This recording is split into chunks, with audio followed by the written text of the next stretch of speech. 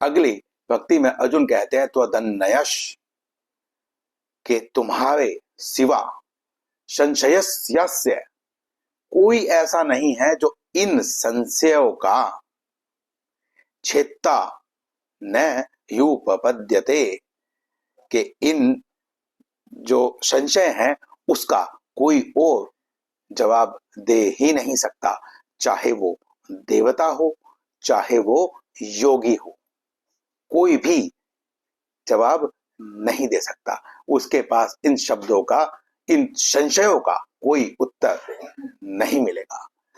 अब ऐसा अर्जुन ने क्यों कहा? क्योंकि अर्जुन ने भगवान से यह पूछा कि जो व्यक्ति, जो साधक अपने लक्ष्य को प्राप्त करने में अर्थात योग में स्थित होने में असफल हो गया है, उस व्यक्ति की गति क्या होगी?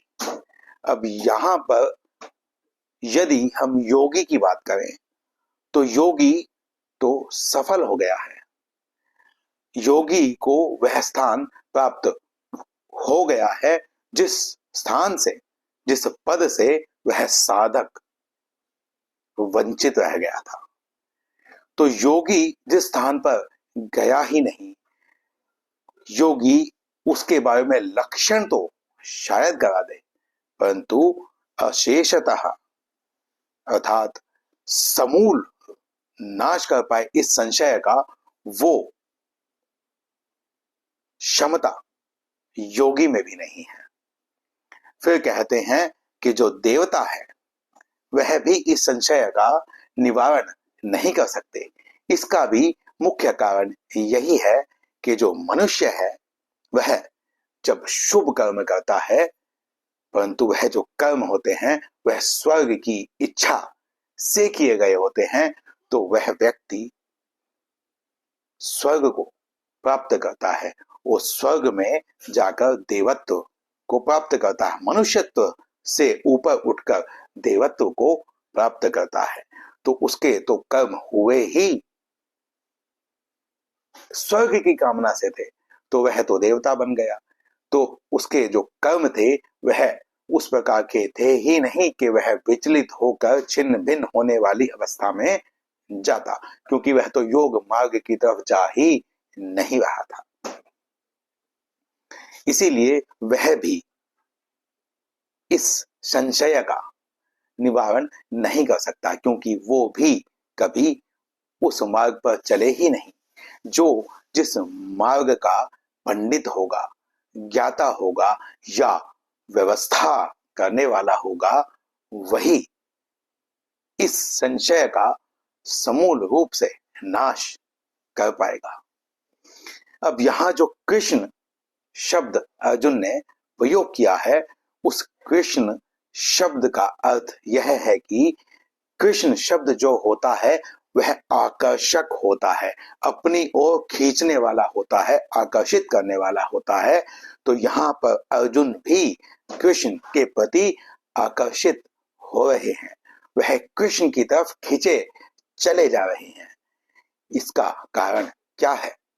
क्योंकि अर्जुन अपना और समस्त जीवों का कल्याण चाहते हैं और उन्हें पता है कि यह जो कल्याण देने की सामर्थ्य है वो बस भगवान श्री कृष्ण में है, इसीलिए वह उनकी तरफ खींचे चले जा रहे हैं। इसके अतिरिक्त यह जो संशय है, इस संशय का उत्तर भगवान श्री कृष्ण के पास ही हो सकता है, क्योंकि वह सर्वज्ञ हैं, सर्वज्ञाता हैं, सभी कारणों के कारण है। तो इस कारण के कारण भी तो वही होंगे, और जब वो इस कारण के कारण हैं तो उनके पास ही इसका उत्तर मिल सकता है। इसीलिए अर्जुन ने यहां पर कृष्ण शब्द का प्रयोग किया है। अर्जुन ने तभी यह कहा कि आपके अतिरिक्त कोई भी ऐसा नहीं है जो इस संशय का पूर्ण रूप से छेदन कर सके।